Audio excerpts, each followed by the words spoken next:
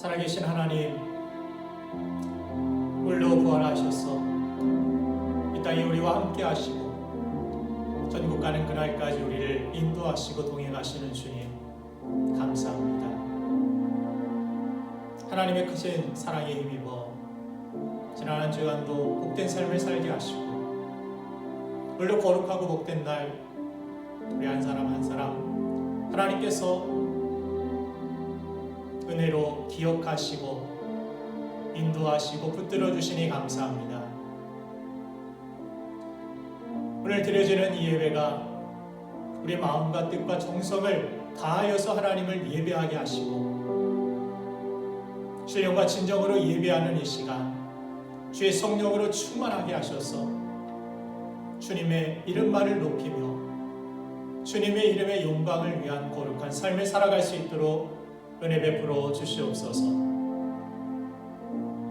지난 한 주간 우리의 삶을 돌이켜볼 때 하나님의 말씀에 온전히 순종하지 못하고 살았던 우리의 연약한 모습을 이 시간 주님 앞에 고백하고 회개하오니 우리의 죄를 용서하시고 우리를 이 시간 하나님의 거룩한 말씀으로 새롭게 하시며 성령의 능력과 권능으로 역사하여 주시사 우리가 이번 한 주간은 정말 주님의 말씀을 가지고 주님만을 바라보며 일상에서의 모든 삶 속에 하나님의 크신 은혜를 알게 하시고 또한 그 은혜를 선포하는 거룩한 삶을 살아갈 수 있도록 새 힘을 허락하여 주시옵소서.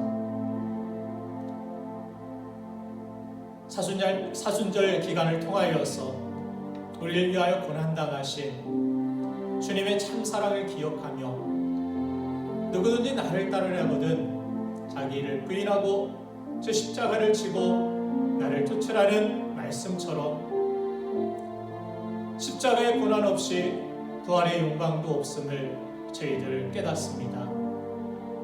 우리에게 맡기신 십자가를 기쁘게 짊어지고 한평생 슬프나 즐거우나 주님만을 의지하고 주님께 충성된 우리의 삶이 되기를 간절히 원합니다.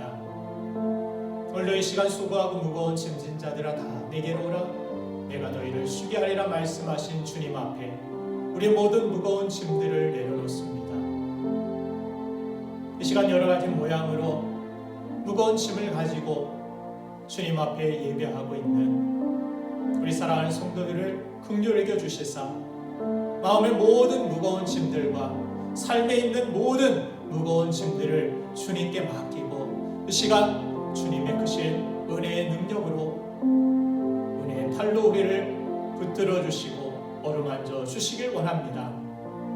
또한 간구하는 모든 기도의 제목들마다 이 시간 크게 응답하여 주시옵시고 살아계신 하나님의 역사 가운데 살아가는 우리가 될 수 있도록 성령님 인도하여 주시옵소서.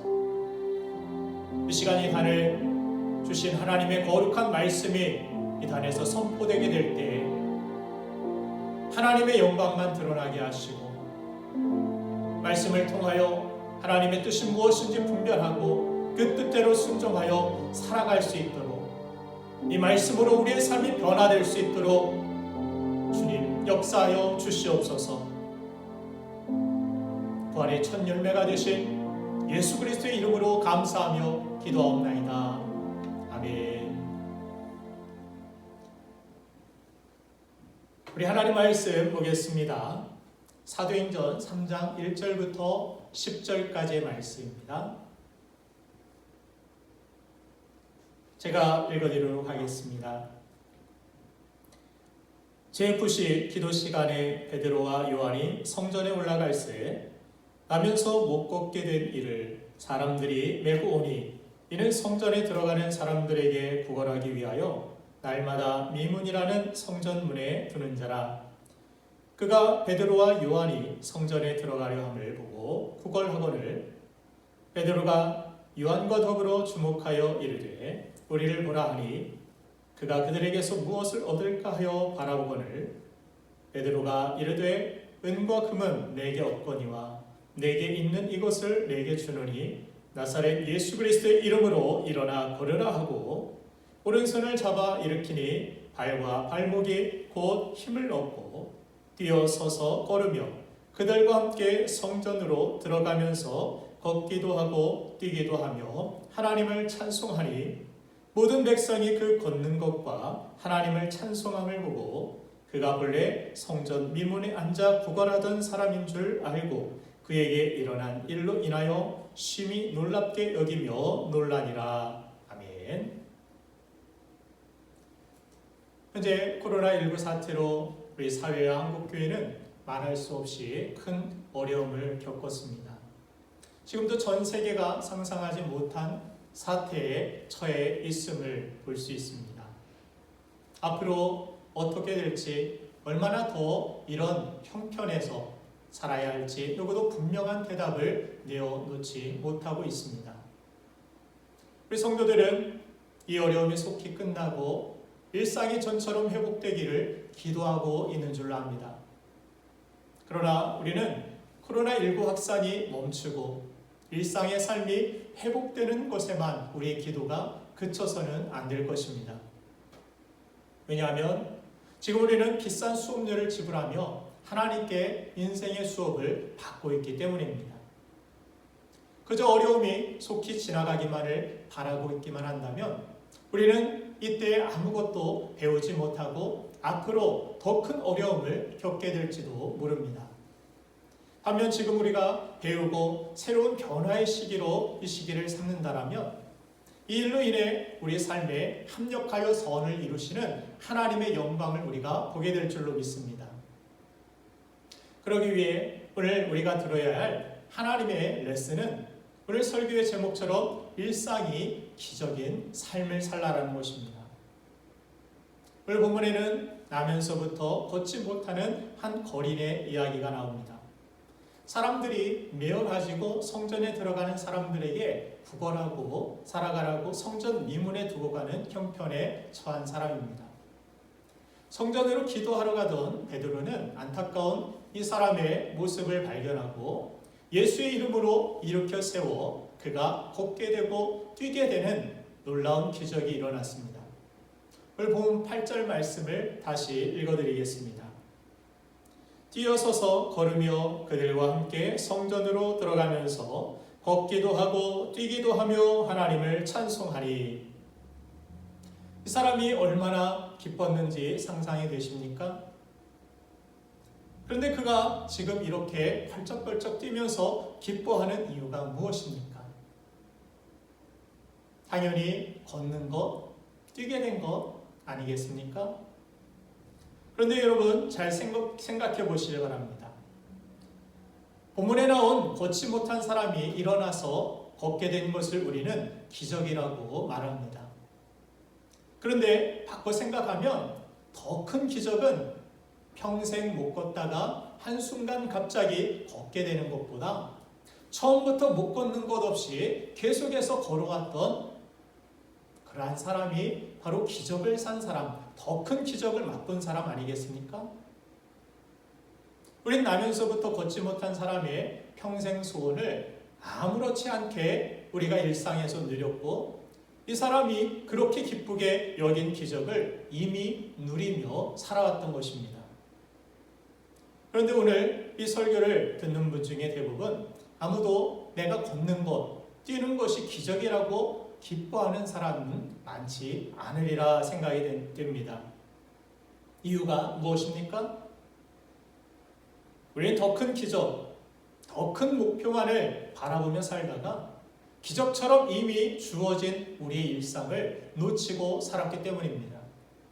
그러다 보니 이미 기적처럼 주어진 우리의 일상에 감사함도 사라지고 일상의 감격도 사라진 것입니다. 우리는 어쩌다 생긴 일을 기적이라고 말합니다. 그리고 매일의 삶을 일상이라고 말합니다.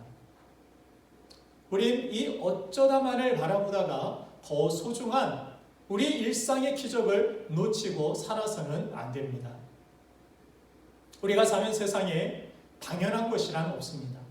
우리가 숨을 쉬고 우리의 심장이 규칙적으로 뛰는, 그리고 우리가 자고 깨는 것, 우리가 눈을 뜨고 볼 수 있는 것, 지금까지 살아온 모든 것이 하나님의 은혜요 축복이고 기적으로 가득한 것이 우리의 일상인 것입니다. 그걸 바라볼 수 있는 눈이 아직 뜨이지 못한 것일 뿐입니다. 여러분들, 여기 있는 컵이 설교 내내 이곳에서 회전하고 있는 것, 회전하고 있다라면 이것이 기적입니까? 아니면 이렇게 이 상태로 계속 설교하는 내내 멈춰 있는 것이 기적입니까? 설교 내내 이 컵이 계속해서 회전하고 있다라면 아마 이 설교 영상은 조회수 1억 뷰가 넘지 않을까 생각이 듭니다. 컵이 회전하는 게 기적이라고 우리는 생각하기 때문입니다. 컵이 멈춰 있는 게 기적이라고는 우리는 생각하지 않을 것입니다. 이렇게 멈춰 있는 건 그냥 일상적인 일이었고 당연한 현상으로 우리가 여겼기 때문입니다. 그러면 비슷하지만 다른 질문을 하나 해보겠습니다. 여러분, 설교 내내 지구가 멈춰 있는 게 기적일까요? 아니면 지구가 계속해서 회전하는 게 기적일까요? 이번엔 컵의 때와는 반대로 지구가 멈추면은 기적이라고 말할 것입니다. 컵은 도는 게 기적이라고 하고 지구는 반대로 도는 게 일상이고 멈춰 있는 게 기적이라고 이렇게 대답이 다른 이유는 아마도 기적의 정의를 매일의 일상이 아닌 것에 한계를 두었기 때문일 것입니다.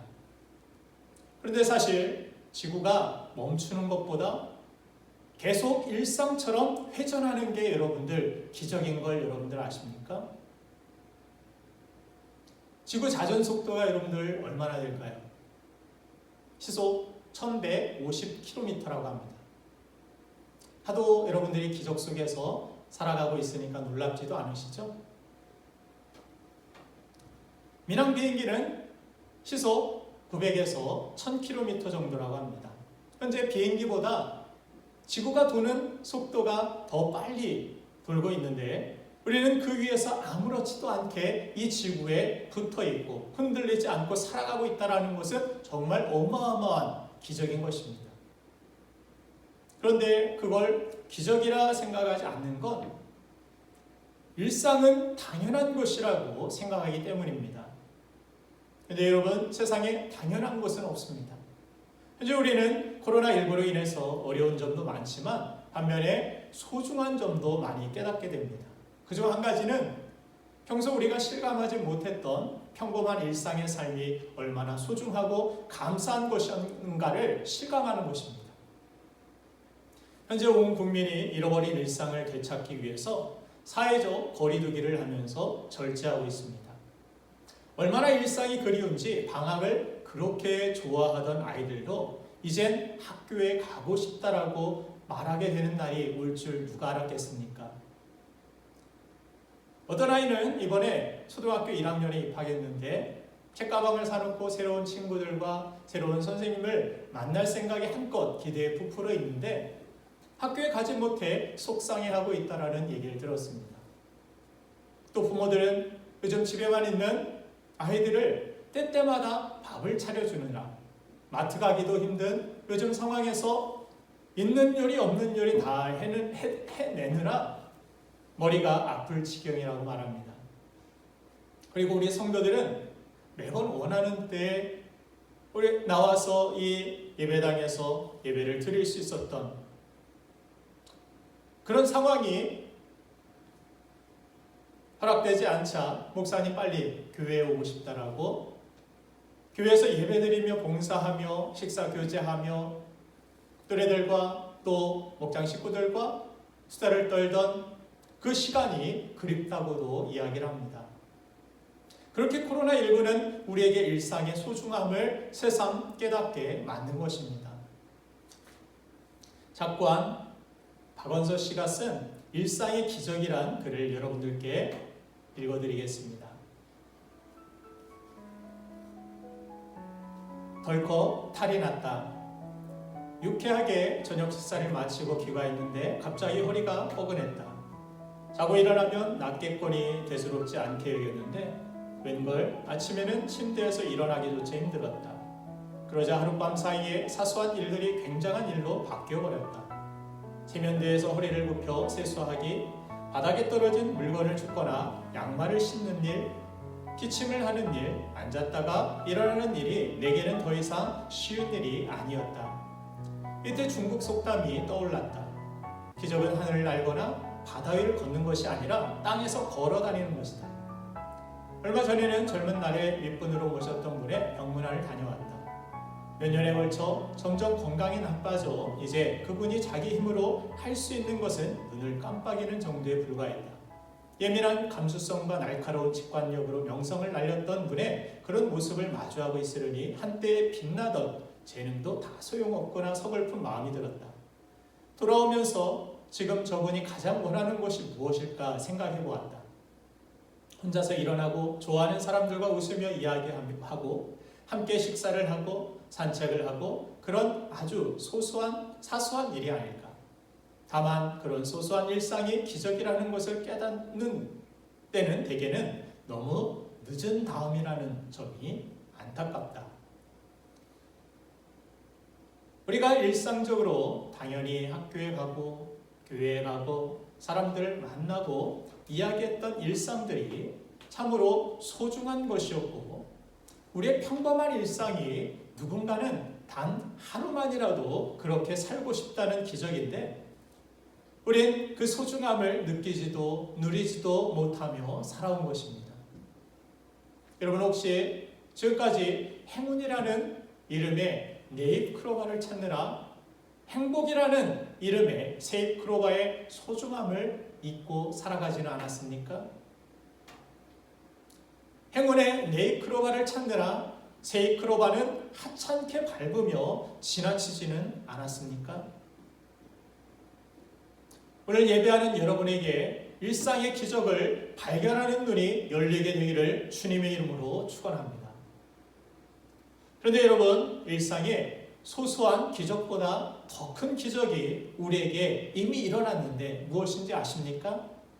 바로 하나님이 우리 안에 오셔서 우리와 일상을 함께 사시는 것입니다.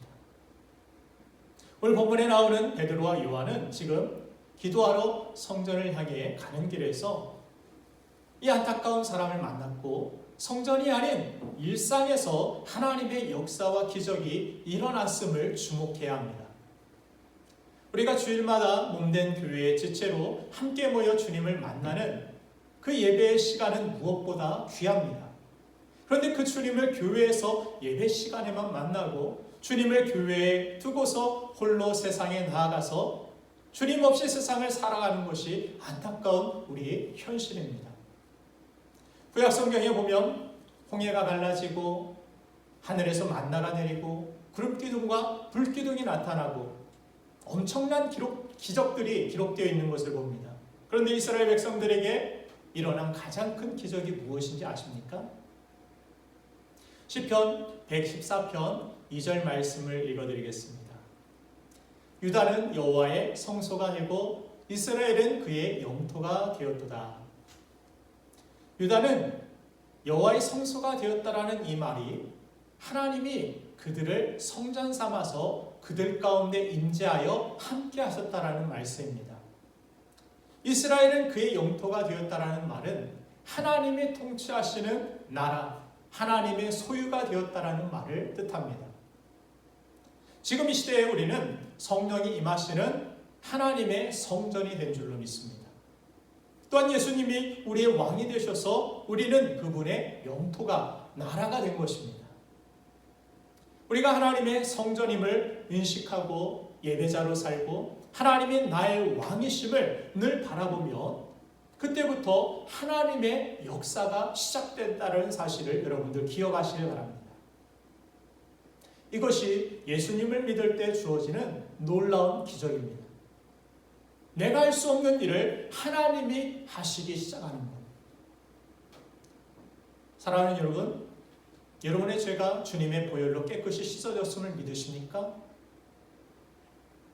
그리고 하나님이 여러분의 아버지가 되셨음을 믿으십니까? 성령께서 지금도 우리 안에 함께 거하시고 우리를 성전 삼아 계심을 믿으십니까? 이것이 얼마나 큰 기적입니까? 이보다 놀라운 기적이 어디에 있습니까? 그 크신 하나님이, 그 거룩하신 하나님이 그 영광과 그 능력을 가지고 그 위엄을 가지고 내 안에 지금 하나님이 살아계신다라는 사실, 이것은 정말 이 세상의 어떤 기적과도 비교할 수 없는 기적인 것입니다. 이 사실을 깨닫게 되면 우리 삶에는 기적이 없다라고 말할 수 없을 것입니다. 우리가 이렇게 나를 구원하신 살아계신 하나님이 내 안에 늘 계시구나 하는 그 믿음을 우리 마음에 갖게 되면 우리 입술에서 나오게 되는 고백이 뭔가 하면 주님이면 충분합니다. 시편 기자와 같이 여호와는 나의 목자시니 내가 부족함이 없나이다. 이런 고백입니다. 따라해 볼까요? 예수님 한 분이면 충분합니다. 예수님 한 분이면 충분하니, 그러니 특별한 세상의 기적이 없어도, 내 삶에 어떤 큰 업적이 없고 주어진 좋은 환경이 없다 할지라도 모든 일상, 모든 상황이 내 안에 계신 주님을 바라봄으로 인하여서 감사하고 기뻐하는 것입니다. 찬송가 가사처럼 그 어디나 하늘나라가 되는 것입니다. 그래서 천국이 여기 있다 저기 있다 할 것이 아니라 내 마음속에 있다라고 주님은 말씀하신 것입니다. 게다가 중요한 사실은 이 은혜에 감사하고 기뻐하는 사람의 삶 속에서 정말 놀라운 일들을 하나님이 이루어 내신다라는 데 있습니다. 오늘 본문을 보면 걷지 못한 이 사람은 그저 구걸하며 돈 몇 푼 받기만을 생각했습니다. 그런데 베드로는 돈이 아니라 내 안에 성령으로 함께 하시는 예수님께 집중했고 그 예수의 이름을 전해준 것입니다. 그때 성령께서는 어떤 감동으로 매일 앉아 있었던 이 사람을 그날은 특별히 유독 주목하여 바라보게 하셨고, 이 사람을 일으켜 세우고 싶다라는 그러한 감동을 주셨고, 그를 잡아 일으킬 때에 놀라운 기적이 나타난 것입니다. 이런 일이 나타난 것은 베드로가 능력이 있어서도 아니고 그냥 무조건 예수의 이름으로 외치기만 하면 되는 것도 아닌 것입니다. 베드로가 일상에서 함께 하시는 주님을 계속해서 바라보고 있을 때 그 안에 계신 주님이 역사하신 일이라는 사실입니다. 그래서 오늘 본문의 초점은 걷지 못한 사람이 일어났다라는 기적에 초점이 있는 것이 아닙니다.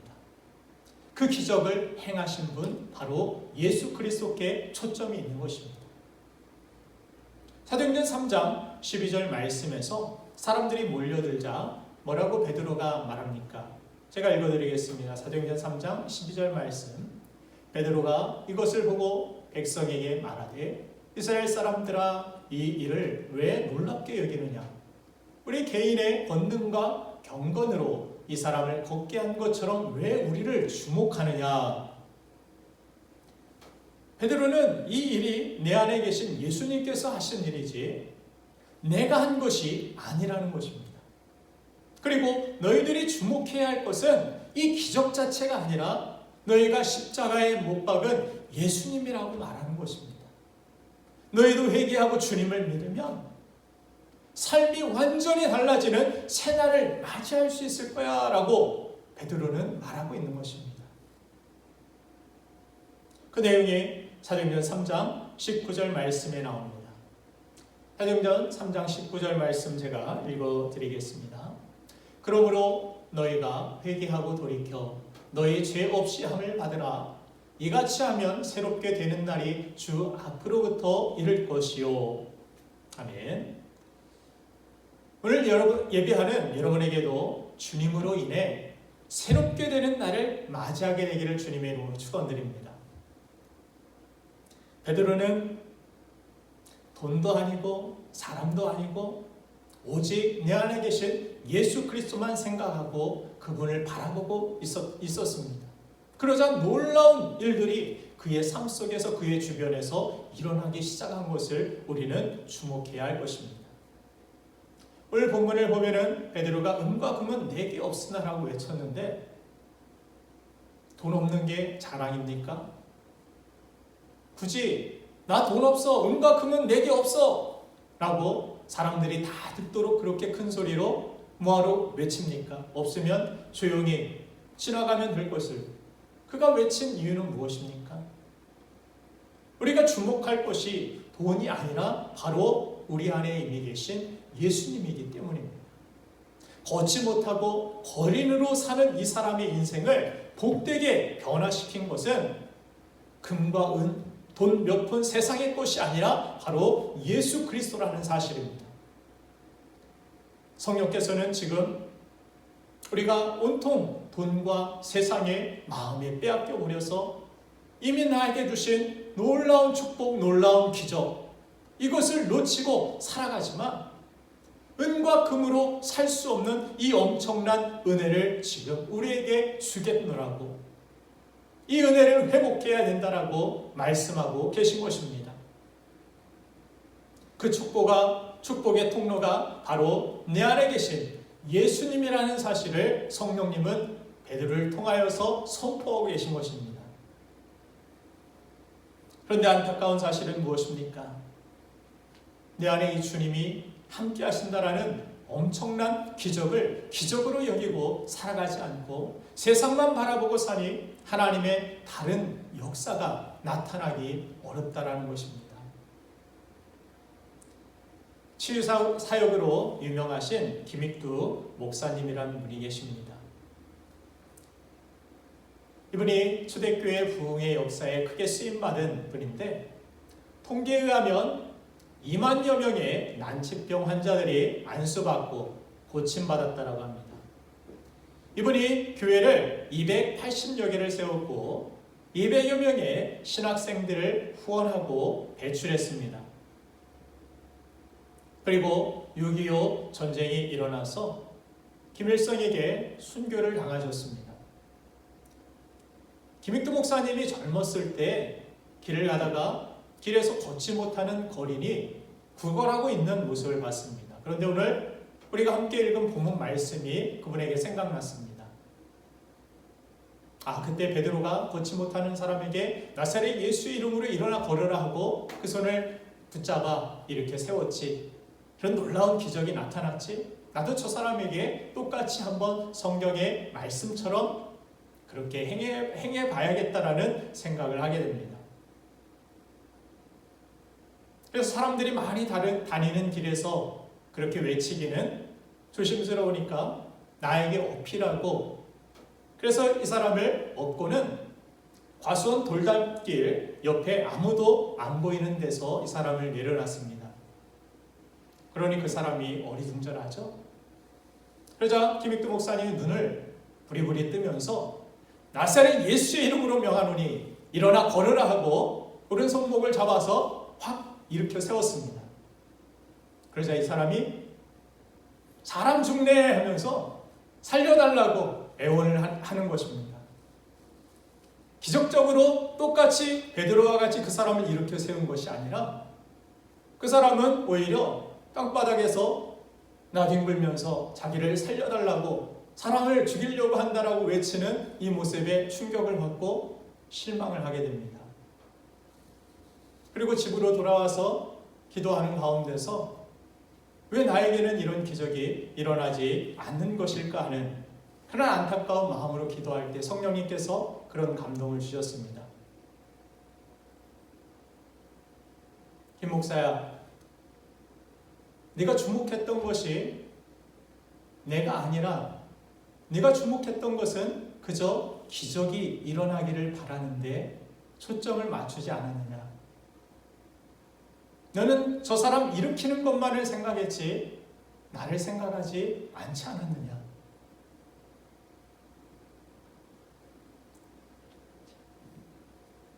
내 안에 계신 예수 그리스도, 그분이 내 안에 함께 계시고 그분이 일하시게 해야 되는데, 이 김익두 목사님은 기적을 멋지게 성경에 나와 있는 대로 행하고 싶은 그러한 욕심과 마음 때문에 예수님을 놓쳐버린 데에 있다라는 것입니다.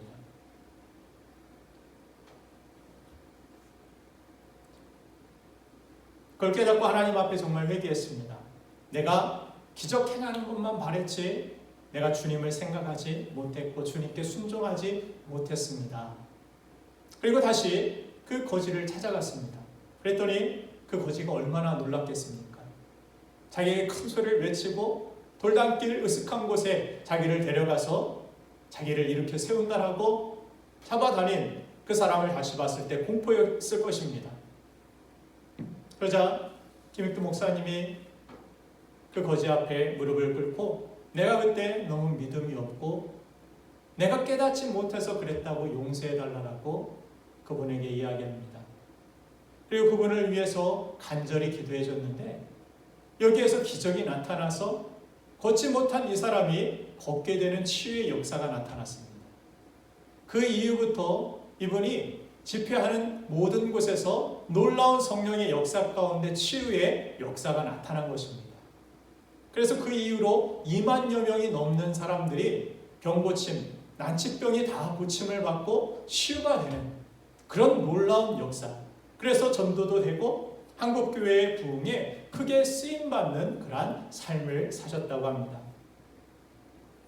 오늘 본문 말씀에서도 우리에게 가르쳐 주시는 교훈은 기적 행하는 게 주 목적이 아니라는 것입니다. 이 기적으로 베드로는 뭔가 삶이 나아지고 거기 있는 모든 사람들의 병을 다 고쳤더라. 멋지게 이런 기적을 교회가 그 성도들이 행하였더라. 이것이 아니라 거기 모인 자들이 예수님을 십자가에 우리가 못 박았구나 하고 우리가 어찌할꼬 탄식하고 회개하며 예수님 앞에 회개하고 예수님을 믿고 구원받고 예수님을 더 알아가는데 그 기적의 목적이 있었다라는 것을 오늘 성경을 통해서 우리에게 보여줍니다. 여러분들, 처지가 지금 형편이 어렵고 아무리 힘들어도 주님이 여러분들 안에 함께 계시는 줄로 믿습니다. 주의 영이 내 안에 함께 계시기에 이 어려운 상황에서도 영상으로라도 여러분들 가정에서 각 처소에서 예배하려는 거룩한 마음이 여러분들 안에 있는 줄로 믿습니다. 앞으로 저와 여러분이 세상 다른 어떤 것들보다 십자가에서 내 죄를 사해 주신 예수님을 주목하고 지금도 부활하셔서 내 안에 계신 주님으로 인해 기뻐하고 감사하며 하루하루 살다 보면 여러분이 당한 모든 고난마저 합력하여 선으로 하나님의 뜻을 이루어 가실 줄로 믿습니다. 주님을 바라보는 것이 그렇게 우리가 지금까지 살아오지 않았기 때문에 쉽지만은 않을 것입니다. 그래서 교회와 목장에서 가정에서 주님을 바라보자고 함께 기도하자고 함께 말씀을 읽자고 예배하러 가자고 서로 격려해줘서 꾸준히 우리가 매일 삶 속에서 내 안에 계신 주님을 생각하고 주님의 뜻을 무엇인지를 묻고 그 뜻대로 순종하고 따라가다 보면 하나님이 하실 일들을 여러분들 인생에서 놀랍게 나타내어 주실 줄 믿습니다. 그리고 특별한 기적이 우리의 삶 가운데 일어나지 않아도 기적에 여러분들 마음이 뺏기지 마시길 바랍니다. 또한 큰 기적이 내 삶 속에 일어난다 할지라도 기적에 초점을 맞추지 마시고 내 안에 계신 주님께 여러분들의 시선을 초점을 맞추시길 바랍니다. 기적에 초점을 맞추는 사람은 결국에는 어떤 능력과 은사를 받았다 할지라도 다 타락하게 되어 있습니다. 그럼 우리 주님께 초점을 맞춘다라면 어떤 능력과 은사, 어떤 어마어마한 기적이 나타난다 할지라도 그 사람은 변함없이 주님 앞에 충성된 종으로 주님의 거룩한 제자로 살아가게 되는 줄로 믿습니다. 그리고 특별한 기적이 내 삶 속에 일어나지 않아도 우리가 주님을 바라보는 그 자체가 놀라운 기적인 것입니다. 그래서 참된 신앙의 목표는 큰 기적을 체험하고 위대한 업적을 남기는 것에 있지 않습니다. 구약의 에녹처럼 그가 놀라운 어떤 일들을 이루지 아니하고 큰 방주를 짓지 않았다 할지라도 주님과 함께 그가 동행하였기에 그가 죽음을 맛보지 않고 하늘로 옮김을 받는 놀라운 역사를 보게 됩니다. 그렇게 에녹처럼 주님과 함께 일상을 살아가는 것, 그것이 참된 신앙의 목표인 것입니다. 요셉처럼 어떤 환경에 놓인다 할지라도 하나님과 함께 할 때 그가 형통했다라고 성경은 말씀합니다. 주님과 매일을 살았는데, 나는 지금까지 주님 앞에 충성을 다했는데 내 삶의 열매가 적어 보이고 위대한 업적을 우리가 남기지 못했다 할지라도 나는 헛살았다라고 생각하지 마시길 바랍니다. 바른 신앙은 내가 얼마나 많은 것을 남기고 얼마나 큰 일을 행하였느냐, 어떤 큰 기적을 맛보았느냐, 거기에 있지 아니하고 일상을 주님께 하루하루 얼마나 순종하며 주님과 동행하느냐에 있습니다. 그리고 가장 큰 기적은 하나님이 죄인인 나를 구원해 주셨고 오늘도 내 안에 거하셔서 함께 하신다라는 사실입니다. 사랑하는 여러분들, 의지하지 말아야 할 것들을 지금까지 의지했다가 마음 상한 일들이 얼마나 많이 있습니까? 이제는 매일 매순간 상황이나 다른 기적이 아닌 내 안에 계신 주님을 의지하고 내가 약하고 부족해도 나를 떠나지 아니하시고 변하지 아니하시고 동행하신 내 안에 계신 하나님을 바라보면서 오늘을 믿음으로 사시길 간절히 바랍니다. 하루하루 그렇게 살아갈 때 주님은 여러분들과 함께 하셔서 여러분들의 삶을 통하여서 하나님이 계획하신 놀라운 기적과 일들을 우리의 삶 가운데 베풀어 주실 줄로 믿습니다. 기도하겠습니다.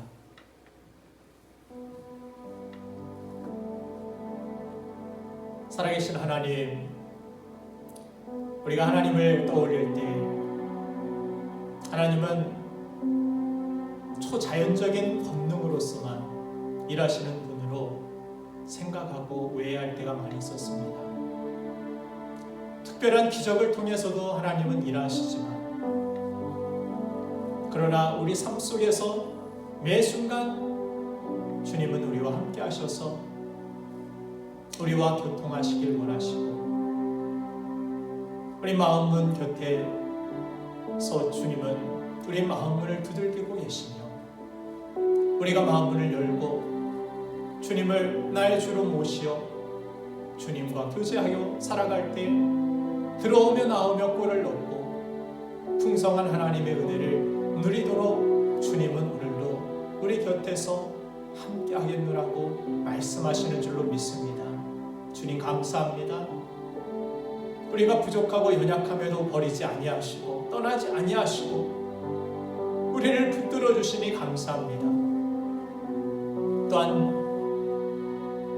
이 주님을 음성을 우리가 외면하고 세상의 바쁜 일들로 또 주님보다 세상에 더 중요한 목표와 그 기적을 쫓느라 주님과 교제하지 못하고 주님과 함께하지 못했던 우리를 불쌍히 여겨주시길 원합니다. 이제부터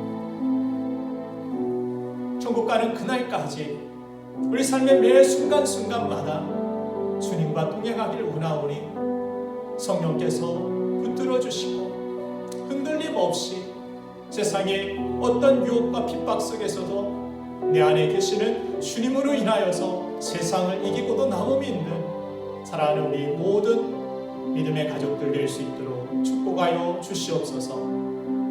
이제는 우리 주 예수 그리스도의 그 은혜와 무한하신 하나님의 크신 사랑하심과 성령님의 감화 감동하심과 역사하심과 함께하심이 오늘도 일상의 모든 삶이 기적임을 깨닫고 감사하며 또한 내 안에 이미 세상의 어떤 기적과도 비교할 수 없는 임마누엘의 기적을 행하여 주신 주님만을 바라보고 의지하기를 원하는 그렇게 결단하고 순종하는 하나님의 종들 위해 지금부터 영원토록 함께 하시기를 간절히 축원하옵나이다.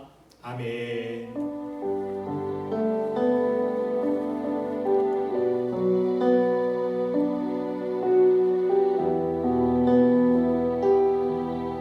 감사합니다. 우리 사랑하는 신부 가족들, 한 주간 어떻게 사셨습니까? 여러분들의 모습을 떠올리며 기도하고 있지만 실제로 뵙고 싶은 마음 정말 굴뚝 같습니다. 그날이 빨리 오기를 기도하고 소망합니다. 이 부활의 계절에 봄이 벌써 만연한데 밖에 마음대로 나가지도 못하고 꽃구경도 제대로 못하고 하나님 주신 이 자연을 즐기지도 못하는 이 답답한 환경 속에서 부활하신 주님이 내 안에 함께 계심을 믿고 우리가 기도한다면 우리가 4월 마지막 주일에 함께 모여 예배할 수 있는 그러한 은혜도 하나님 허락해 주실 줄 믿습니다. 한 주간 믿음으로 승리하시기를 서로 위하여서 기도해 주시고 주님만 바라보고 믿음 안에서 승리하고 놀라운 기적의 삶을 살아가는 우리가 되기를 간절히 축복합니다. 사랑합니다. 감사합니다.